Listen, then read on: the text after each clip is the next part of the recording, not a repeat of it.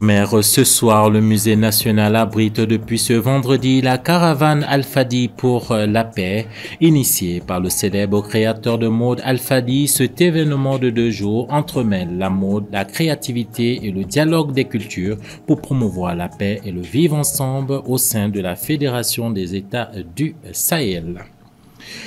Pour favoriser davantage l'inclusion financière, 4 institutions de référence se sont donné la main pour mettre en place des cartes prépayées crobandées. Elles ont été lancées officiellement cette fin de semaine.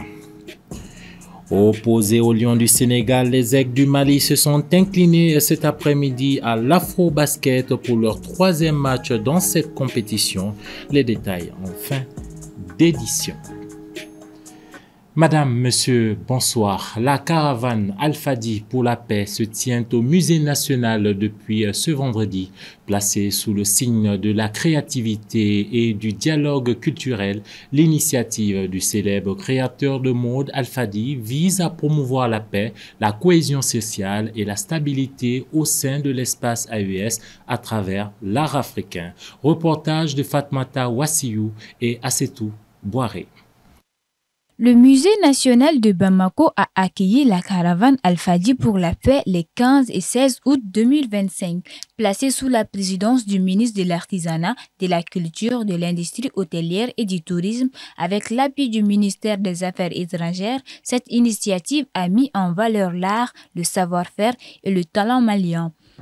Les arts et la culture sont des éléments moteurs qui permettent d'affirmer les identités des peuples de l'AES, de contribuer à promouvoir, à renforcer le vivre ensemble, la cohésion sociale, de contribuer à l'économie créative, mais surtout au vivre ensemble, à la qualité de vie entre les citoyens de l'espace de l'AES. Cette caravane qui a commencé le mois de mai à Niamey, aujourd'hui arrive à Bamako avec les bonnes paroles, et cette caravane nous fait rêver. À travers cet événement, nous célébrons non seulement la créativité africaine et sahélienne, mais aussi la richesse et l'héritage culturel du Mali. Un Mali résilient, uni, riche de sa diversité et ouvert sur le monde. À l'origine de cette initiative figure Chidamet Al-Fadi Seydinali, styliste nigérien de renommée mondiale, surnommé le prince du désert et désigné artiste de l'UNESCO pour la paix. Avec cette caravane, Al-Fadi poursuit son engagement en faisant de la mode et de l'artisanat des instruments de paix, de cohésion sociale et de stabilité dans une région sahélienne marquée par les crises sécuritaires. Aujourd'hui, je suis venu uniquement dire la paix et encore la paix. La culture n'est pas un luxe, mais c'est une nécessité. Les industries créatives portées par ces jeunes, ces femmes, ces artisans, ces artistes, elle est la source de dignité, de réconciliation et de prospérité. Son objectif est de créer un espace où les artistes, notamment ceux qui évoluent dans le secteur de la mode, peuvent s'exprimer et s'épanouir. Au-delà du faste des défilés et de la lumière des projecteurs, la caravane porte un message politique et social fort, montrer que la culture est un outil crucial pour le développement durable. La salle, elle est juste magnifique. On rencontre le Mali, on voit les tableaux, on voit la diversité du Mali, le pouvoir des artisans. C'est juste magnifique. Les expositions sont vraiment magnifiques. C'est de l'art, la culture de chez nous au Mali. C'est une fierté pour nous, en fait. Plus qu'un simple rendez-vous artistique, cette caravane incarne un plaidoyer pour une Afrique confiante en ses talents, capable de transformer ses fragilités en force et de bâtir une paix durable au sein de la Confédération de l'AES. Rappelons que la caravane Al-Fadi pour la paix prendra fin ce soir à l'occasion d'un défilé de mode. 2025 a été décrétée année de la culture par le président de la transition. À cet effet, de nombreuses initiatives ont été menées ces 6 derniers mois. C'est dans ce contexte que le ministère chargé de ce secteur a dressé un bilan à mi-parcours cette semaine, suivant ce reportage de Moussa Traoré.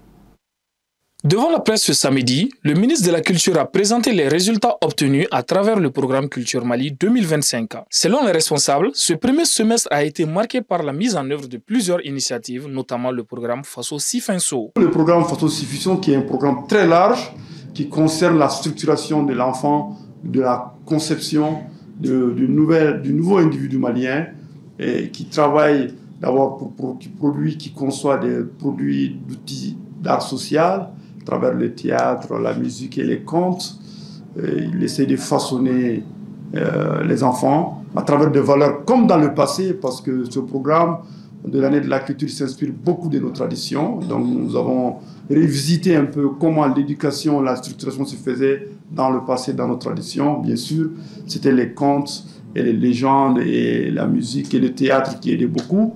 Je crois qu'on a beaucoup d'experts dans cette salle qui nous ont aidés à concevoir des outils d'art social qu'on a diffusés. Je crois que les chiffres qu'on m'a transmis hier, je crois qu'on est à 22 000 enfants touchés lors de nos débats. Vous pouvez les voir sur les sites web. Par ailleurs, le chef du département a insisté sur la dimension diplomatique de la culture. Rappelant que le Mali a jadis illuminé le monde par la richesse de son patrimoine, il affirme vouloir redonner cette image à travers le programme Culture Mali 2025. Aujourd'hui, vous avez vu que ce soit au Japon, que ce soit en Chine, on parle de Tombouctou, on a montré, on n'a pas fait grand-chose, hein. On a juste dit la vérité, on a dit comment se passaient les choses, qu'au XIIe, XIIIe siècle, Tombouctou, c'était la plus grande université du monde, qui recevait 25 000 étudiants à travers le monde. Et que c'était vraiment la lumière du monde, Tombouctou.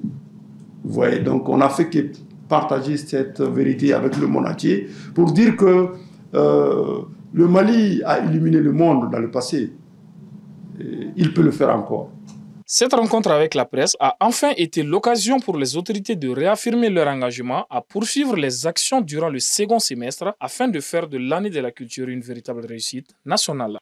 Sans transition, dans le but de rendre les services financiers plus accessibles tout en intensifiant l'inclusion monétaire dans la zone franc, le GMUMOA, la Banque malienne de solidarité, Sadhguru Travel Mali et Mastercard ont lancé les cartes prépayées co-brandées inclusives. Les précisions dans ce reportage d'Ibrahim Babi.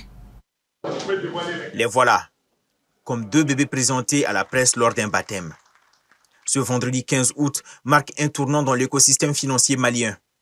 Les nouvelles cartes prépayées co-brandées ont été lancées par le groupement interbancaire monétique de l'UEMOA, la Banque malienne de solidarité, l'agence de voyage Sadhguru Travel Mali et le géant mondial des paiements, Mastercard. Cette initiative s'inscrit dans la volonté de promouvoir l'inclusion financière dans le pays et plus largement dans toute la zone UEMOA. Les cartes prépayées visent à faciliter l'accès aux services de paiement pour les populations peu ou non bancarisées, tout en offrant des solutions sécurisées adaptées aux besoins des voyageurs, des jeunes actifs et des commerçants. Ce lancement ne se limite pas à la présentation de nouveaux moyens de paiement. Il symbolise une vision commune. Démocratiser l'accès aux solutions financières modernes, sécurisées et inclusives, faciliter les paiements des voyageurs grâce à un produit adapté à leurs besoins, dynamiser l'économie régionale en stimulant et en soutenant un secteur stratégique, le voyage et le tourisme. Pour plus de précisions sur ces innovations financières, les responsables des 4 institutions ont insisté sur la complémentarité de leur rôle. C'est dans cette dynamique que nous avons uni nos forces avec la Banque malienne de solidarité, avec le soutien précieux de Mastercard et de GMUMOA pour concevoir une carte innovante sur le marché malien. Cette carte, elle est bien plus qu'un simple moyen de paiement. Elle vous donne accès à une gamme d'avantages exclusifs pensés pour simplifier et enrichir votre expérience. Le lancement de ces cartes est présenté comme un pas décisif vers la modernisation du système monétique régional. Les partenaires ambitionnent ainsi d'élargir l'accès aux services financiers, de sécuriser les transactions numériques et de favoriser une adoption plus large des paiements électroniques dans un contexte où le cash reste encore dominant. L'actualité, c'est aussi hors de nos frontières. Aucun accord sur le sort de l'Ukraine entre Donald Trump et Vladimir Poutine. Les deux hommes se sont rencontrés hier en Alaska aux États-Unis pour trouver une solution à la guerre que mène la Russie contre l'Ukraine depuis plusieurs mois. Récit d'Assetou Boiré.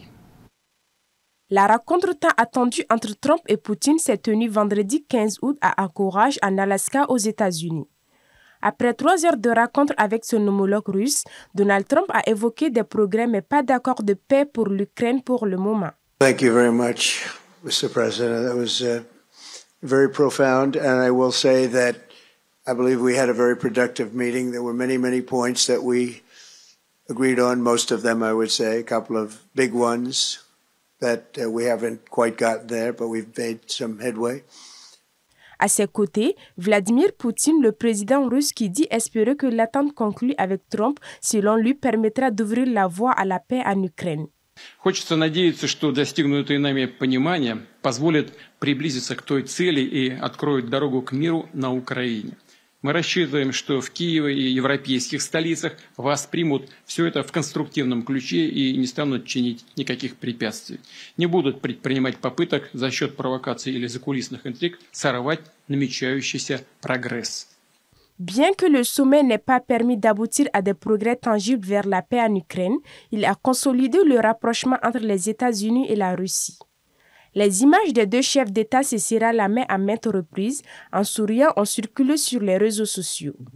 Tout comme celle des soldats américains s'agenouillant pour dérouler le tapis rouge devant l'avion de Poutine. Avant de terminer son discours, Poutine a évoqué l'une des assertions régulièrement soutenues par Trump, à savoir que la guerre en Ukraine ne serait jamais produite si Trump avait été au pouvoir. En sport, en bref et en images, le Mali s'incline pour sa troisième sortie dans le cadre de l'Afrobasket, monsieur. Opposé cet après-midi aux Lions du Sénégal, les Aigles ont dominé les 3 premiers quart-temps avant de craquer lors du 4e. Le Mali s'est finalement incliné 84-70. Les Aigles passeront par un match de barrage dans les prochains jours. Basketball, toujours l'internationale malienne Sika Kone s'est engagée avec le club de Atalanta Dream en WNBA jusqu'à la fin de la saison. L'ailière de 23 ans reste donc aux États-Unis après avoir résilié son contrat il y a quelques mois avec les Washington Mystics afin de disputer l'Afro-Basket. Grâce à ses performances remarquables, le Mali s'est hissé en finale de l'Afro-Basket en Côte d'Ivoire et Sika Kone a été élue parmi les 5 meilleures joueuses du tournoi. Voilà qui referme cette édition d'information que j'ai pris plaisir à vous présenter. Madame, Monsieur, merci de votre fidélité partout au Mali et particulièrement à Gao.